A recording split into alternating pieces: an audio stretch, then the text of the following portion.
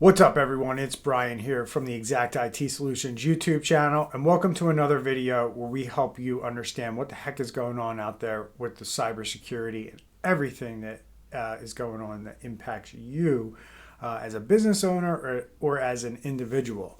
So if you've been living under a rock the last 3 days, you might not know that the Colonial Pipeline has been under a cyber attack, specifically ransomware, which has caused the pipeline to shut down. So I'm going to get into that today, but I'm also going to get into another cyber attack in a major U.S. city that is going down right now at the same time. There's a lot of cyber attacks. We're on the heels of some of the biggest attacks we've seen to date. That includes SolarWinds.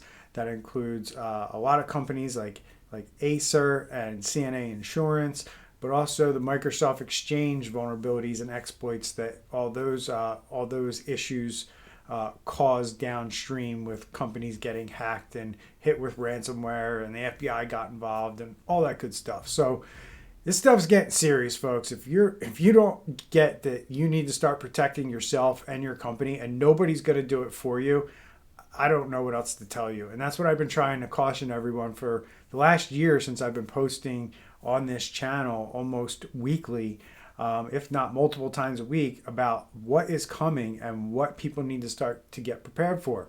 We're on the cusp of looking at the United States running out of gas because of a cyber attack. There are small towns in South Carolina and North Carolina where it's already been reported that these towns are already running out of gas. So it's more than likely going to happen in the rural areas first and then make its way to the inner cities.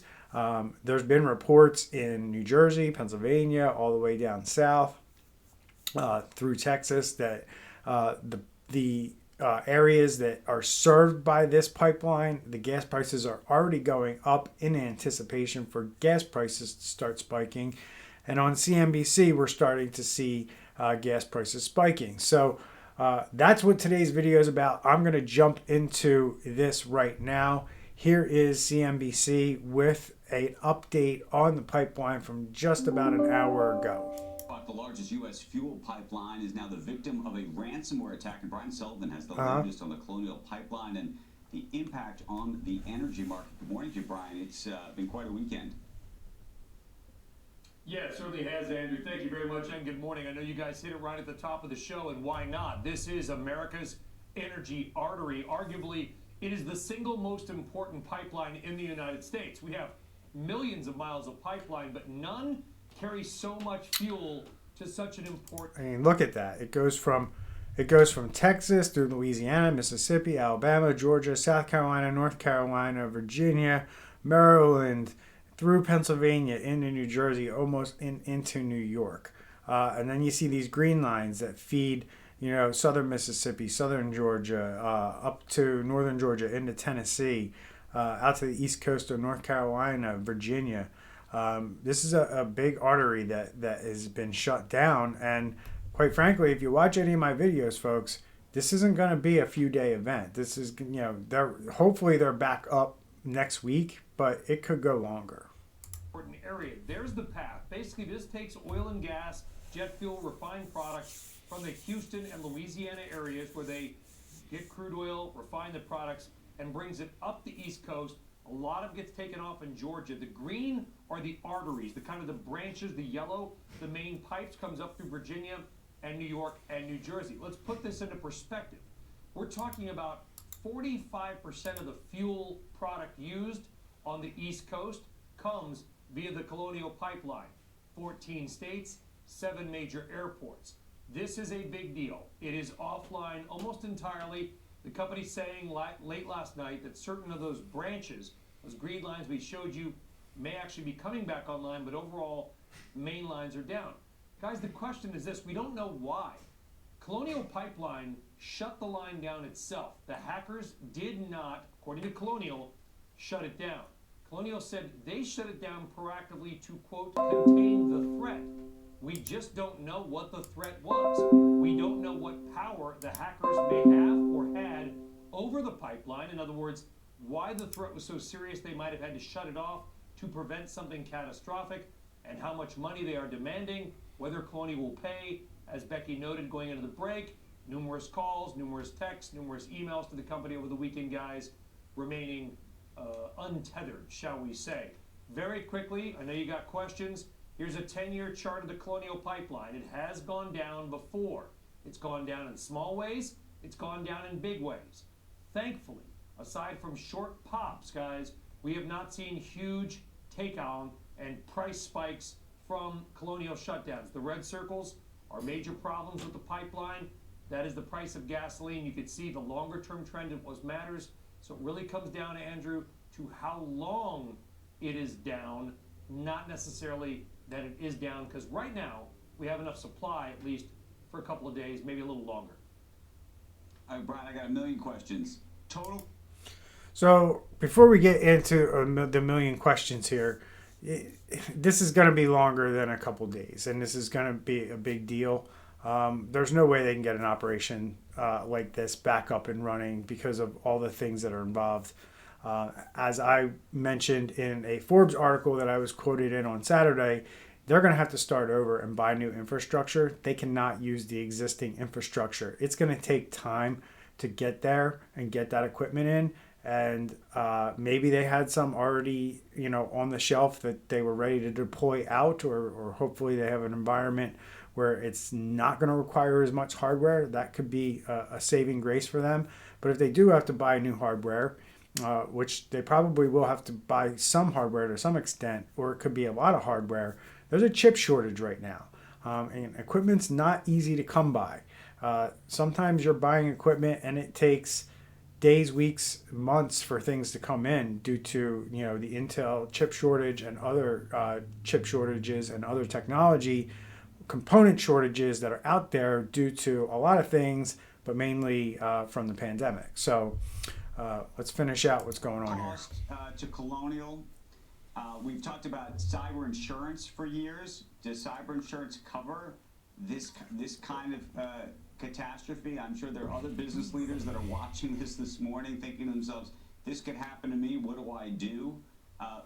There's a handful of questions to bat around. Yeah, there is. Cyber insurance, and Eamon probably better for this, should, yes. They've also got a variety of other types of insurance. To your first question. That's patently wrong right there. Cyber insurance is specifically for a cyber attack. There's no other insurance that's going to cover you. Your business insurance and other types of insurances that you have specifically state that they will not cover you in the event of some kind of cyber attack or terrorist event. It's clear as day in most all policies. That's why they sell a separate cyber insurance policy. And there's a lot of cyber insurers out there who are basically saying that we're no longer going to be paying the ransom. So probably not going to happen in this case if that's what they have to do to get things back up and running. But these are things that business owners need to be aware of, that the cyber insurance industry is going through major changes, major revisions in how they do things. And they just put on the table in recent weeks the fact that they are starting to write into policies that we are not going to pay your ransomware payments. Should, Andrew. The total cost we don't know because Colonial is private. By the way, it's owned by 5 names you know well, Andrew. KKR is a part owner. One of a pension company from Australia is a part owner. Case du Quebec, a big Canadian investor, is a part owner. Koch Capital, the Koch brothers, that is a part owner. It's a weird structure. It's 5 big institutional owners who formed, well, they didn't form, they bought this company. The company was formed in the 1960s. So there you go. Thanks, guys. Shell Midstream, one of the owners as well. Those 5 own, call it 20% roughly each, some more, some less.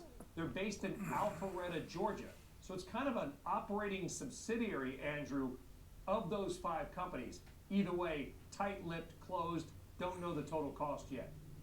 Wow. So that's it from CNBC. The cost is going to be astronomical, probably close to the billions. It really depends on what happens here in the next couple days. I just want to point out this article that I was quoted in on Saturday, written by Ed Segal, 7 crisis management lessons from Colonial Pipeline's response to the attack. And I'll just take you through kind of what I said. So what I went in and said is that we have to isolate the problem, right? And it goes in and say Brian Horning is founder of Exact IT Solutions, a cybersecurity firm. And he said with any cyber attack, the first thing you want to do is isolate the problem by disconnecting it from the internet, which it appears they have done as of Friday. Now it's all about getting the recovery cyber insurance team the access it needs while ensuring no one else can access the network. Easier said than done, quite frankly. Once this is done, the team will need to determine if data was exfiltrated, which we believe it was at this point, and what leverage they have to reduce the ransom demand, if at all. Once they decide to pay the ransom or not, Colonial is still looking at a heavy investment for new infrastructure because you can't rebuild on the same network that was infected. You're starting over. It goes on to say that Horning said, incident response planning is critical and should be part of every organization's business plan. All companies should be striving for cyber resiliency by A, identifying assets, B, putting a plan in place to protect those assets, C, implementing the tools to detect if those assets have been breached, and developing a written plan to respond so everyone knows what to do, and then executing a recovery that, if developed correctly, will make the event easier to get through. It just goes on with a couple more quotes here that he was so generous to add to this article, Ed. But that was my quotes in Forbes on this thing, and I will be doing some other press around this as well later this week. But I really want to get into another cyber attack that's going down right now, and that's the city of Tulsa is struck by ransomware attack. Tulsa, Oklahoma is reportedly the latest in a long line of American cities that have fallen victim to a ransomware attack. The attack, which occurred Friday evening, caused the city's IT security team to shut down many of Tulsa's internal systems over the weekend out of an abundance of caution. And while they worked around the clock at the weekend in an attempt to restore operations from backups, at the time of this writing, the city of Tulsa's official website remains inaccessible. Few details have been shared about the nature of the ransomware attack, although speaking to the press, a Tulsa spokesperson said that no employee information has been compromised by the hackers, and the 9/11 emergency system response teams continue to operate normally. So they can't really speak to that, whether things have been stolen yet, because they just don't know. It's way too early. If this happened on Friday, you can see that their cityoftulsa.org website is down. There's no word on what ransom demand that the criminals might have made or whether the city of Tulsa is considering paying its extortionists or not. There are, of course, difficult questions for cities and government departments to consider when deciding how to respond to a ransomware attack. So this is going on right now in Tulsa at the same time that we're dealing with a Colonial Pipeline attack. We don't know who's behind this one yet. As soon as I find out, I'll drop it either in the description or I'll throw out another update video. But folks, start taking this stuff seriously. These criminals got the upper hand right now. The only thing you can do is start to put the right cybersecurity practices in place. These cyber attacks, as a U.S. official said on Saturday, these cyber attacks are not going anywhere. They're here to stay. And if you think they're going to go away or you think you're not going to get hit, you're sorely mistaken. If you leave the door open or you leave opportunity there for one of these cyber criminals to take advantage of something that they know how to break into, they're going to do it, and they're going to do things like this to your business, and they're going to, deploy ransomware, they're going to steal files, so you have to pay them to continue to operate your business. It's the world we live in today. It's very unfortunate, but there's companies like mine that are out there to help. So if you are struggling with this, or if this is something that you really want to take care of, these are the things that companies like mine do at Exact IT Solutions. So I highly recommend that you reach out to us. Go over to our website at xitx.com. On any of the pages, you'll find a form that you can fill out, and somebody will reach out to you to discuss your particular situation. So I hope everyone stays safe out there. If you have any questions or comments, drop them down below. Hopefully you'll like this video, hit the like button, and maybe consider subscribing to our channel. And I'll be out very, very soon with more updates on these two big ransomware events.